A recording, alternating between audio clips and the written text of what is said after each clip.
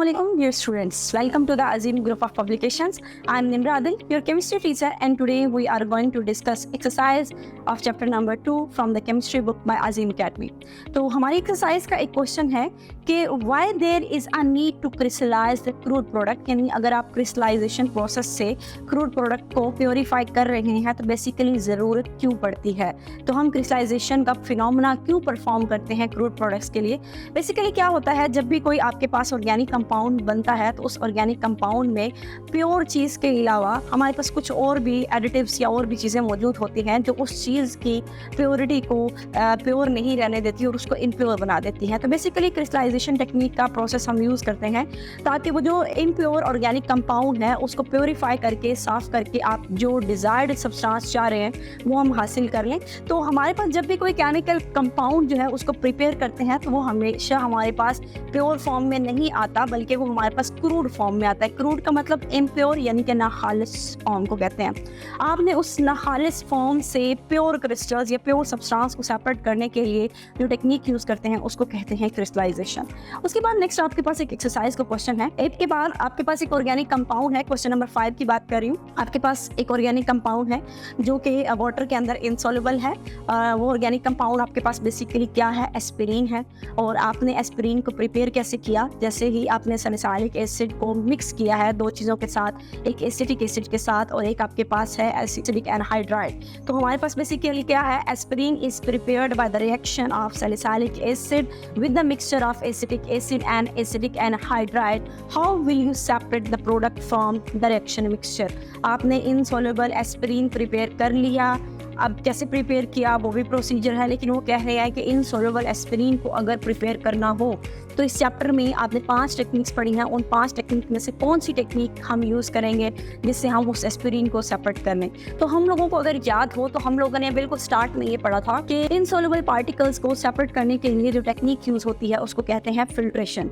चूँकि aspirin water के अंदर इनसॉल्युबल है तो इसका मतलब हम उसको सेपरेट करने के लिए ना तो सब्लिमेशन यूज़ करेंगे, ना क्रिस्टलाइजेशन यूज़ करेंगे, ना सॉल्वेंट एक्सट्रैक्शन और ना ही क्रोमेटोग्राफी की टेक्निक यूज़ करेंगे, बल्कि हम फिल्ट्रेशन के प्रोसीजर से सिंपली उसको इनसॉल्युबल पार्टिकल्स को सेपरेट आउट कर लेंगे।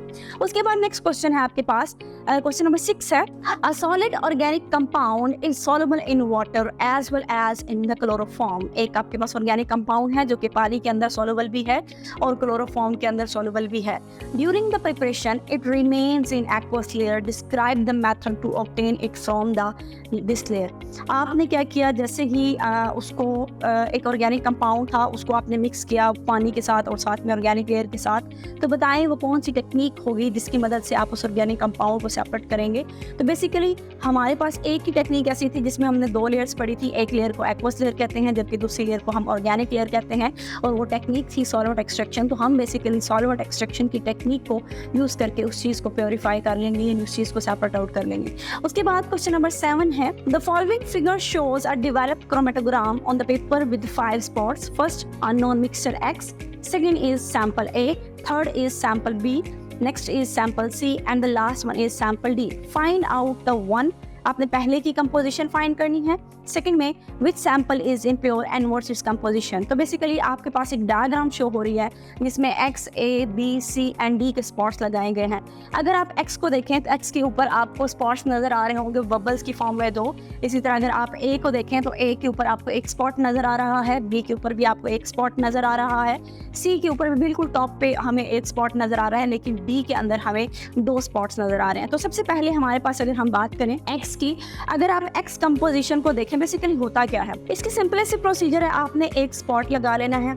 मुझे नहीं पता, फॉर एग्जांपल उसमें रेड या ब्लू कलर मिक्स हुआ था, मैंने आपके एक स्पॉट लिया, उस पर रेड कलर लगा दिया, एक पे मैंने ग्रीन लगा दिया। थोड़ी देर के बाद रेड भी ट्रैवल करेगा, ग्रीन भी ट्रैवल करेगा, और एक में मैंने रेड और ग्रीन को या रेड, ग्रीन और ब्लू को मिक्स करके लगा दिया। अब जब तीनों कलर्स ट्रैवल करेंगे तो एक्स में रेड अपना एक खास फासला तय करेगा, ग्रीन अपना एक फासला तय करेगा, एक्स अननोन है, मुझे नहीं पता कौन से कलर है, वो भी कुछ खास फासला तय करेंगे। वो जितना फासला तय करेंगे मैं उनको मैच कर लूँगी कि किस कलर के साथ ये मैच हो रहे हैं। जिस कलर के साथ मैच हो रहे हैं इसका मतलब ये है कि उस अननोन कंपाउंड में वो चीज़ जो है वो मौजूद है। तो ये एक्सपेरिमेंट भी वैसे ही है। A B C D and X आपके पास स्पॉट्स लगा दिए गए हैं। इस वक्त वो कह रहे हैं कि बताएं एक्स क्या है। जैसे ही मैं एक्स बेस लाइन पे एक ड्रॉप एक्स का लगाऊंगी, उसको मैं सॉल्वेंट टैंक में रखूंगी, थोड़ी देर के बाद मैं देखूंगी तो उसके कलर जो होंगे वो सेपरेट हो जाएंगे। जो कलर सेपरेट होंगे मैं उनको मैच कर दूंगी कि वो किसके साथ मैच कर रहे हैं। जिसके साथ मैच कर लेंगे वही चीज़ बेसिकली होगी। तो यहाँ अगर बेसिकली आप डिटेल से देखें तो वो कहते हैं कि जैसे ही हमने एक्स को क्रोमेटोग्राफिक टैंक में रखा, क्रोमेटोग्राम आया, क्रोमेटोग्राम से हमने कैलकुलेशंस ली तो हमें पता चला कि जो एक्स था उसमें बेसिकली बी और सी कलर की जो इंक्स थी वो मिक्स हुई थी। इसी तरह सेकंड पार्ट में वो कहते हैं बी का एक ही स्पॉट है जिसके प्योर सब्सटेंस को शो कर रहा है, सी में भी आपके पास प्योर है, लेकिन डी के ऊपर 2 स्पॉट्स आ रहे हैं। इसका मतलब जो डी है वो भी प्योर नहीं है, उस डी के अंदर भी 2 कलर्स या 2 इंक्स या 2 सब्सटेंसेस जो है वो मिक्स हुए हैं। अगर आप डी की कंपोजिशन देखें, वो जो 2 डॉट्स आएंगे उन 2 डॉट्स का आप बेस लाइन से डिस्टेंस मेजर करेंगे और उन डिस्टेंस को मैच कर लेंगे किसके साथ मैच हो रहा है। जैसे ही मैंने डी के स्पॉट्स को मैच किया तो मुझे पता चला कि जो डी वाला है बेसिकली वो भी मेरे पास 2 स्पॉट से मिलके बना है, एक ए से और एक सी से। यानी इसके अंदर जो डी है इसके अंदर मैंने 2 चीज़ें मिक्स की हुई हैं, ए और सी को मिक्स किया तो मेरे पास क्या बना, डी, क्योंकि डी के जो डिस्टेंस थे वो मैच कर रहे थे और ए और सी के साथ। इस तरह मैंने उन चीज़ों को भी सेपरेट कर लिया। नेक्स्ट हमारे पास है क्वेश्चन नंबर 8। क्वेश्चन नंबर 8 में वो कहते हैं in solvent extraction technique why repeated solvent extraction using small portion of the solvent are more efficient than using a single extraction but larger volume of the solvent. यानी solvent extraction के procedure में बार बार कर लेना क्यों prefer है, बजाय आप एक ही बार ढेर सारा सॉल्वेंट या उसके अंदर मिक्स करके आप शेक करें। सिंपल सी बात है, जितने ज़्यादा सॉल्वेंट्स होंगे आप उसके अंदर सल्यूट डाल रहे हैं तो शेकिंग करनी भी पॉसिबल नहीं होगी। आप एक वाटर की बॉटल फिल कर दें और उसके अंदर चीनी कोई भी चीज़ हल करने की कोशिश करें तो उसके अंदर चीनी हल आसानी से नहीं होगी। लेकिन अगर वही पानी आप हाफ बॉटल कर लिया उसमें शुगर ऐड करें और उसको शेक करें तो वो शुगर जो है वो ईजीली डिजॉल्व हो जाएगी। तो बिल्कुल यहाँ पे भी वैसे ही है। आपने क्या किया, आपने एक बेसिकली आपने एक ली, आपके पास जो चैम्बर होगा आप उसमें लेंगे, आप उसमें सब्सटेंसेस को डाल के मिक्स कर रहे हैं, शेक कर रहे हैं। तो जो सॉल्वेंट एक्सट्रैक्शन है बेसिकली उसमें इक्विलिब्रियम एस्टैब्लिश होता है और अगर आप बार बार काम करेंगे तो बार बार इक्विलिब्रियम एस्टैब्लिश होगा और जो कि ज़्यादा एफिशिएंट है बजाय आप एक ही बार सारा काम कर लें। उसके बाद नेक्स्ट 2 क्वेश्चन है, आपने चॉइस ऑफ सॉल्वेंट की प्रॉपर्टीज लिखनी है जो हम इस चैप्टर में बहुत डिटेल से डिस्कस कर चुके हैं। लास्ट क्वेश्चन है question number 10, you have been provided with a mixture containing 3 inks with different colors, write down the procedure। इसका प्रोसीजर भी हम डिस्कस कर चुके हैं। एक स्ट्रिप लें जिसकी लेंथ 20 सेंटीमीटर होगी, उसके नीचे बेस लाइन लगाएं, उसके ऊपर एक स्पॉट लगाएं, उस पेपर को उठा के क्रोमेटोग्राफिक टैंक में रख दें, 5 to 6 मिलीमीटर तक डिप करें और फिर आप जब 3/4 तक ट्रैवल हो जाए उसके बाद उस पेज को वहाँ से रिमूव करें, ड्राई करें और कैलकुलेशंस कर लें। इसी के साथ हमारा चैप्टर नंबर 2 जो है वो वाइंड अप होता है। इंशाल्लाह नेक्स्ट चैप्टर 3 को हम स्टार्ट करेंगे। आज के लिए इतना ही। अल्लाह हाफिज़।